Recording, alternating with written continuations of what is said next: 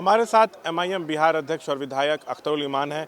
Sir, Mohan Bhagwat ने बयान दिया है कि हमारे पूर्वज ने सब कुछ दिया, बाद में ग्रंथ में बहुत कुछ घुसा दिया गया, सो अब ग्रंथ और परंपरा की फिर से समीक्षा होनी चाहिए। अगर उन्हें अपने आस्था के ग्रंथ के ताल्लुक से कहा है और अपने निजी पूर्वजों के ताल्लुक से कहा है तो मुझे उस पर कोई टिप्पणी नहीं करनी है। मुमकिन है उनका आस्था है, उनके ग्रंथ हैं, उस पर वो चाहें जो संशोधन करें, जो घुसाएं, उसमें से जो निकालें, वो उनकी इच्छा शक्ति है। चुनाव अगले साल लोकसभा का आ रहा है, उसके पहले इस तरह की बयानबाजी का क्या अर्थ है? उन्होंने अपने ग्रंथ के बारे में कहा है तो उनके अपने ग्रंथ पर हम क्यों विचार कुछ करेंगे? अगर दूसरों के ग्रंथों के बारे में करेंगे बात, वो तो फिर लोग बात बढ़ेगी जी। तो ओवरऑल की बात कर रहे हैं? नहीं, ओवरऑल के बारे में नहीं। अगर ओवरऑल के बारे में करेंगे तो इस देश में बहुत सारे लोग हैं, बहुत सारे धर्म ग्रंथों को ईश्वर वाणी मानते हैं। अगर वो ईश्वर वाणी मानते हैं तो उसमें तो संशोधन की कोई गुंजाइश नहीं होनी चाहिए।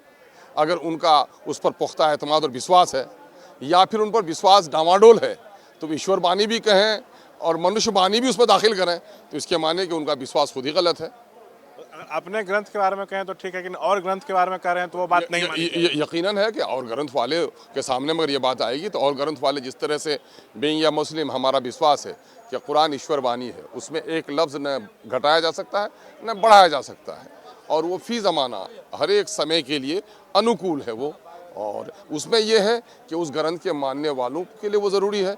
दूसरे ग्रंथ के उसमें कह दिया गया है कि लकुम दीनुकुम वलिय दीन, तुम्हारा धर्म तुम्हारे लिए है, मेरा धर्म मेरे लिए है। उस पर जो आस्था रखते हैं उसका अनुपालन करना उनके लिए अनिवार्य है। उसका जो आस्था नहीं रखते हैं उस पर उसका अनुपालन अनिवार्य नहीं है, इसलिए उसमें किसी किस्म के संशोधन की ज़रूरत ही नहीं। जो लोग ईश्वर वाणी में संशोधन की बात करते हैं धर्म ग्रंथों में, अब कुछ लोगों के धर्म ग्रंथ खुद लिखे हुए हैं तो जाहिर है कि मनुष्य अपने आप में पूरे तौर पर कॉम्पिटेंट नहीं हो सकता तमाम तरह समस्याओं के समाधान के लिए, लेकिन ईश्वर तो कॉम्पिटेंट है। तो ईश्वर की कॉम्पिटेंसी पर सवाल उठाना, अगर ईश्वर वाणी ग्रंथों पर कोई संशोधन की बात करता है तो इसके माने ईश्वर पर उनका विश्वास पूरे तौर पर जमा हुआ या नहीं है, या फिर उस ग्रंथ को जिसको वो ईश्वर वाणी कहते हैं वो शायद उनके विश्वास में कोई ना कोई कमी है। नहीं तो शिक्षा मंत्री चंद्रशेखर आरजेडी कोटे के हैं, वो रामचरितमानस के श्लोकों पर सवाल उठाते हैं कुछ पंक्तियों पे, तो क्या फिर उसकी फिर समीक्षा होनी चाहिए? आप ये बात कहिए कि रामचरितमानस ईश्वर वाणी है या मनुष्य की लिखित है?